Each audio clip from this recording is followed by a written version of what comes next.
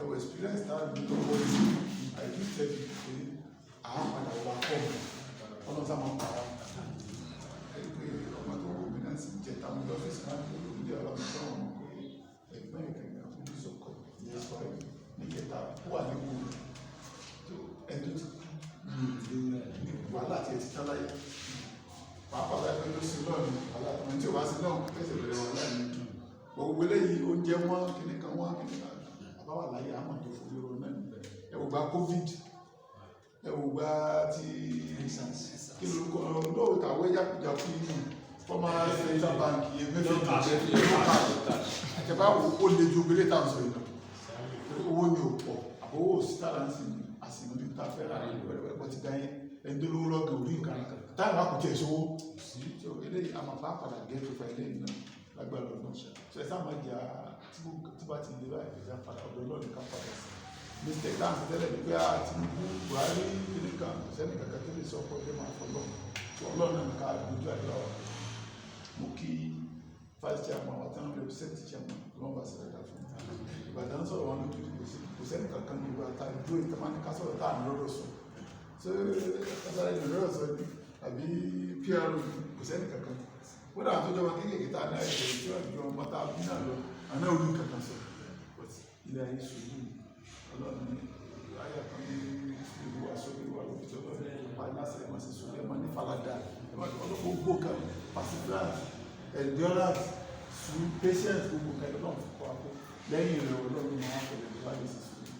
ẹlẹ́gbẹ̀lẹ́ ìjọ náà kan tẹ́ pé láti lè ọdún méjì sẹ́yìn lẹ́yìn kí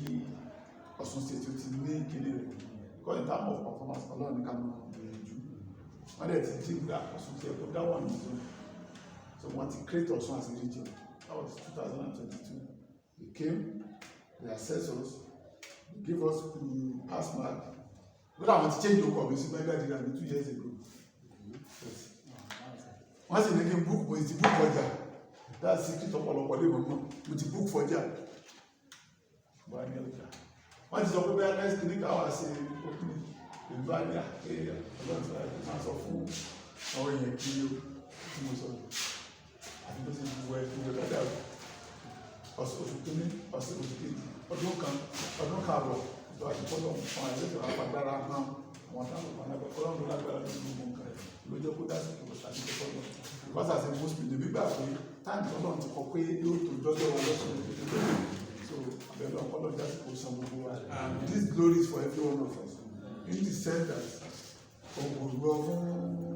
rọra mi nítorí kówó kankan ló wá bẹ̀rẹ̀ sí láti tó ṣùgbọ́n iyì bẹ̀pẹ́ ọjà ayẹ̀ tó máa gbogbo wọn sọ ayẹ̀ lọ kó kankan á sì máa bọ̀ stress yẹn kó bẹ̀ stress kó pé mo fẹ́ gbọ́jà sáré àrùn dẹ́ pé àtàwọn àti ìyí kíní kan àti ọjà àti kọjá yìí ẹ sáré lọ kó èlò ní àti ìsanwó tí àwọn gbogbo nǹkan iná ìjọ ẹ̀tọ́ ní fún gbogbo wa ìyẹn náà ní tó dáa tó wà bẹ́ẹ̀ ìyẹn náà rẹ̀ ní owó tá a ní ìsìn owó náà ní padà wá bá ti wá yá ó ní padà wá sí àdúgbò kọ́nà bá sí gbogbo tó ṣe fún àpògbò ọwọ́ tá a jọ sùn bí àwa yìí náà là ní dágbò ṣùgbọ́n kó jíkà náà rí dáadáa sí lásìkò kọ́nà kó fi kan ògbà rí kó wọ́n fi bú wa ṣùgbọ́n àdúgbò lọ́wọ́ lọ́wọ́ mo ti dúpẹ́ lọ́wọ́ àwọn táwọn gbogbo yìí náà ní tí wọ́n ti kí ìwọ́n tó máa ra lọ́dọ̀ lẹ́yìn lọ́dọ̀ rẹ̀ náà níjà rẹ̀ kánà gbogbo akọ́pẹ́sà náà rẹ̀ gbà ọ̀nà tí ó kọ́nà kó sàdékù dáadáa fún wọn torí pé wá sí bẹ̀rẹ̀ kò sẹ́ni tọ́nà ò sí dáadáa fún wọn àtàwọn àtàwọn ọ̀nà ewu tá a kọ́kọ́ bẹ̀rẹ̀ ẹ̀rọ owó yìí tá a ti yẹ wo pàṣẹ káàkiri kò lè sẹ́ni tó lọ tó láti 10 years ó tún àwọn àwọn àti sìn ara wọn àtẹ́yìn ọba arúgbó lè ní nípa kọ́nà sórí fẹ́ kọ̀ọ̀kan tó wọlé wa kọ́nà kọ́nà tó gbà jẹ́